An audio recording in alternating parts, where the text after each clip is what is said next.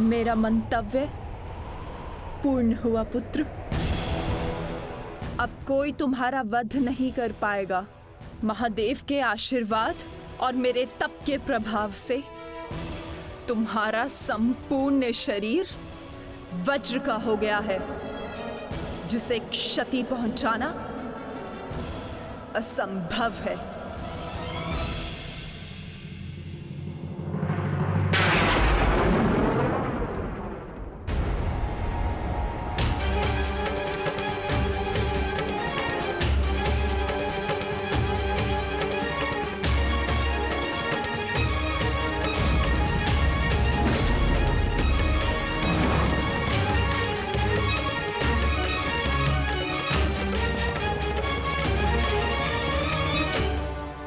क्या किया दुर्योधन? मैंने तुम्हें निर्वस्त्र होकर मेरे समक्ष प्रस्तुत होने का आदेश दिया था, तो तुम क्यों ये अंतर्वस्त्र पहनकर आए? माताश्री, बहना, क्या हुआ? क्या हुआ? क्या हुआ बहना? महादेव के वरदान का उपयोग करने के लिए मैंने दुर्योधन को निर्वस्त्र मेरे समक्ष प्रस्तुत होने का आदेश दिया था, ताकि इसका सारा शरीर वज्र का बन जाए। परंतु ये क्यों किया दुर्योधन? ऐसा क्यों किया?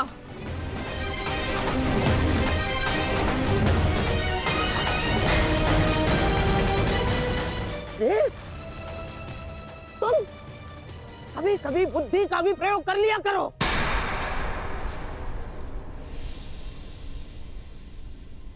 क्या कह रहे हैं मामाश्री? आप ही ने तो मुझसे कहा था कि माता के समक्ष पूर्णतः निर्वस्त्र होकर नहीं जाना चाहिए। आप ही ने कहा था।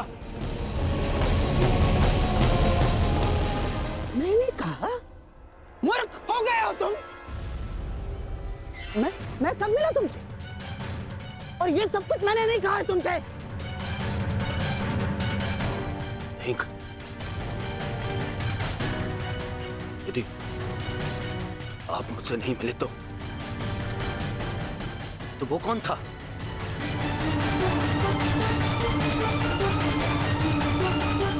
आपके पश्चात मुझे वो छलिया वासुदेव मिला था।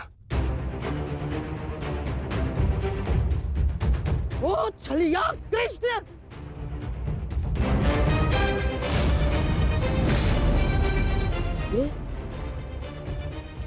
ये सब उस छलिए का किया धरा है दुर्योधन। मैं यहाँ से चलकर जाऊंगा, माताश्री का आदेश है। परंतु यहाँ से महल तक का मार्ग बहुत लंबा है प्रभु, आपको कुछ पहनना होगा। परंतु आप इस भांति अर्धनग्न अवस्था में। मेरी माता का आदेश है। माता पिता के आदेश का अक्षरशः पालन करना कोई आपसे सीखे युवराज। माता के समक्ष यूं अवघड़ बनकर जाओगे? लो, इसे अंगवस्त्र बनाकर धारण करो। जब आपकी माता ने अपने समक्ष आपको नग्न अवस्था में आने का आदेश दिया है, तो फिर आप ये पहनकर क्यों जा रहे हैं? उस अवस्था में जाइए जिस अवस्था में आपको आपकी माता ने बुलाया है।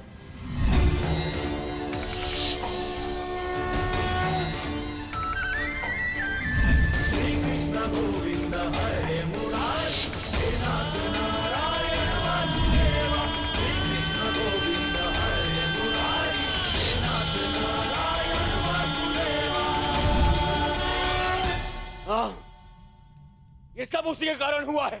मैं उसे नहीं छोड़ूंगा। मैं उसे जीवित नहीं छोड़ूंगा। जीवित नहीं छोड़ूंगा मैं उसे। बहना, बहना, मुझे ऐसा लगता है कि अभी भी समय शेष है। एक बार मेरे होने वाले सम्राट को पुनः देख लो। दुर्योधन, उतारो तुम्हारी ये अंतर्वस्त्र, उतारो। अरे तुम समझ सकते?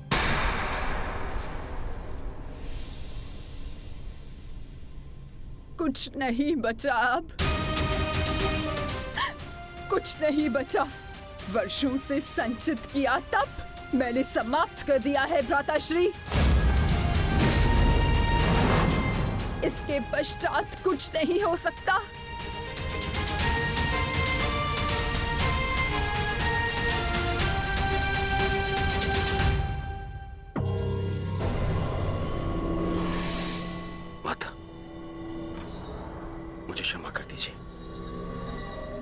परंतु जितना आपने दिया वो पर्याप्त है माता।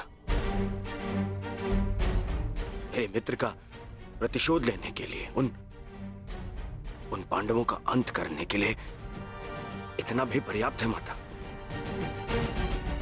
कमर से ऊपर सब कुछ वज्र का बन गया है माता, और नियम अनुसार भीम कमर से नीचे गदावार नहीं कर सकता।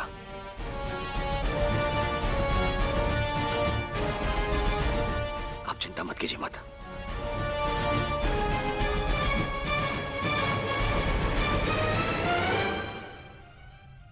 मुझे मेरे युद्ध के लिए सज्ज होना है। मुझे आज्ञा दीजिए माता।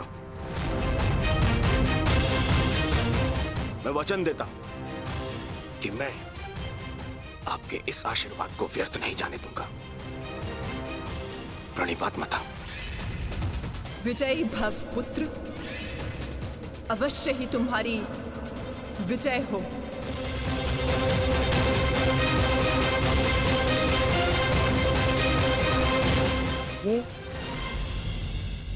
ये सारा खेल उस छलिए कृष्ण का रचा हुआ है बहना।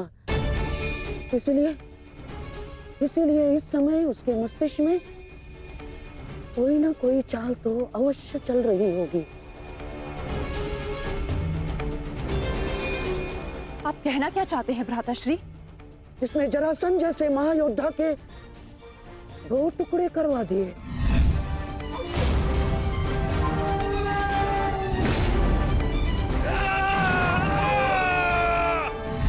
इसने महामहिम भीष्म को उस शिखंडी का सहारा लेकर शरशैया पर लिटवा दिया।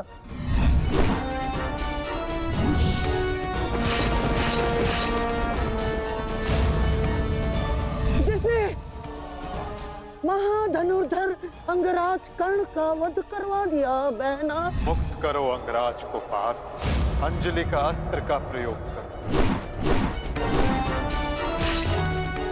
वही उद्धव, वही माधव, वही योगेश्वर, वही नटवर, वही छलिया। उसके मस्तिष्क में इस समय कोई न कोई योजना अवश्य चल रही होगी। नहीं, इस बार मैं कृष्ण को कोई छल नहीं करने दूंगी। समय आ गया है। आज के महायुद्ध के लिए सज्ज हो जाओ।